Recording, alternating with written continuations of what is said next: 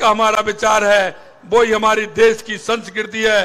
Bharatiya Janata party हमेशा देश की संस्कृति और देश के विचार को लेकर के चलती है। आपने देखा होगा, ये कहते थे धारा 370 नहीं हटेगी, खून की नदियां बह जाएंगी। कुछ हुआ क्या? अरे कुछ बताओ, कुछ हुआ क्या कश्मीर के अंदर? अरे कुछ हुआ क्या? जो लोग कहते थे उनको जवाब मिला। अरे कहते हैं हमारे गृह मंत्री जी, खून की तो क्या चले, एक कंकड़ भी नहीं फेंका, एक कंकड़ भी नहीं फेंका। मित्रों, मैं कहना चाहता हूं, जब हम कहते थे रामलला हम आएंगे, मंदिर वहीं बनाएंगे, ये लोग कहते थे तारीख नहीं बताएंगे। कांग्रेस के विपक्ष के लोग कहते थे अरे हमने तो तारीख बताने का काम भी किया, हमने तो शिलान्यास की भी तारीख बताई थी। आपने ही भगवान राम को काल्पनिक बताया था, हमने तो तारीख भी बताई थी, आपको निमंत्रण भी दिया था, लेकिन आपने तो वो भगवान राम की प्राण प्रतिष्ठा का निमंत्रण भी स्वीकार नहीं किया। इसलिए मैं कहना चाहता हूं, हमारे राजस्थान के अंदर तो ऐसा हुआ, जिसको टिकट दिया उसने कहा मैं तो नहीं लड़ना चाहता हूं, 2-3 टिकट उन्होंने बदल दिए। जिसको टिकट दिया वो ये कह रहा मैंने तो मांगा ही नहीं था, मेरे को टिकट क्यों दे दिया?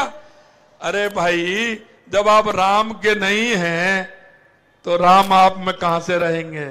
उनका राम ही निकल गया। और मैं कहना चाहता हूं आपसे, झारखंड में भी मैंने सुना है कि वो लड़ रहे हैं, लेकिन बेमन से लड़ रहे हैं, उनका राम निकल गया। क्योंकि जब राम को आप काल्पनिक बना सकते हैं, काल्पनिक बता सकते हैं, तो भाई राम कहां से रहेगा? तो उनमें से राम निकल गया बिल्कुल पूरी तरह से। मैं आपको कहना चाहता हूं मित्रों, आने वाली 4 जून को झारखंड से 14 कमल के फूल जाने चाहिए, 14 कमल के फूल। माननीय मरांडी जी के नेतृत्व में और सुदेश जी के उसमें 14 कमल जाने चाहिए, और मोदी जी को जाकर के 13 और 1 फूल और फल दोनों हैं, फूल और फल दोनों। कितना शुभ संकेत है। जब हम कहीं शुभ कार्य के लिए जाते हैं ना, तो फूल और फल लेके जाते हैं कि नहीं जाते हैं? अरे जाते हैं कि नहीं जाते हैं? और आप झारखंड वाले फूल और फल लेकर के हमारे मरांडी जी जब जाएंगे, तो आप देखना जो झारखंड आगे आने वाले विधानसभा के चुनाव हैं, उसमें ऐतिहासिक जीत दर्ज कराएगा और झारखंड में भारतीय जनता पार्टी की सरकार बनेगी।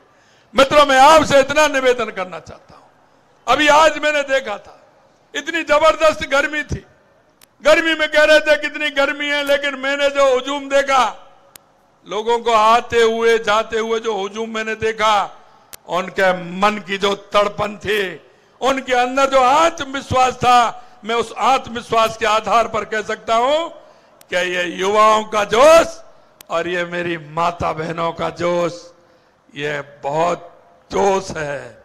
और ये जोश आने वाले चुनाव में इस गर्मी को भी, इस गर्मी से भी लड़ाई लड़ते हुए एक ऐतिहासिक जीत दर्ज कराने वाला है, ऐतिहासिक जीत दर्ज कराने वाला है।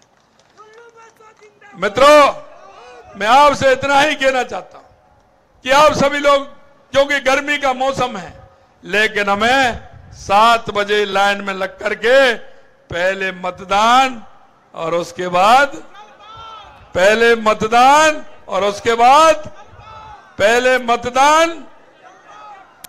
मतदान ज्यादा से ज्यादा सभी लोगों को ले जाकर के हमें वोट डलवाना है और 13 कमल के फूल और 1 फल जाकर के माननीय प्रधानमंत्री जी को देना है।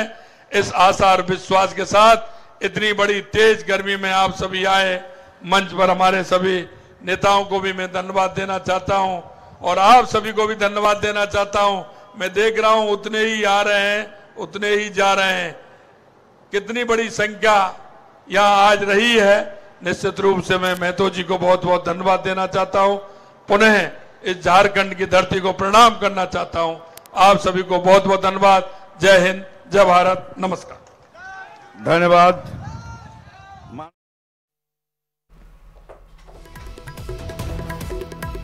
तो झारखंड के धनबाद से आप सुन रहे थे मुख्यमंत्री भजनलाल शर्मा को, जिन्होंने बीजेपी प्रत्याशी के समर्थन में वोट की अपील की। साथ ही साथ जमकर कांग्रेस पर निशाना भी साधा। उन्होंने कहा कि राम मंदिर भी बनवाया, शिलान्यास भी किया, कांग्रेस वहां पर पहुंची भी नहीं।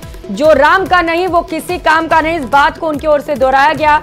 और इसके साथ साथ उन्होंने कहा कि कैसे कांग्रेस ने राम को काल्पनिक बताया, इसका जनता जवाब भी देगी। पोखरण के मदागण बास में स्थित माजीसा मंदिर से 18 छत्तर अन्य मूल्यवान सामग्री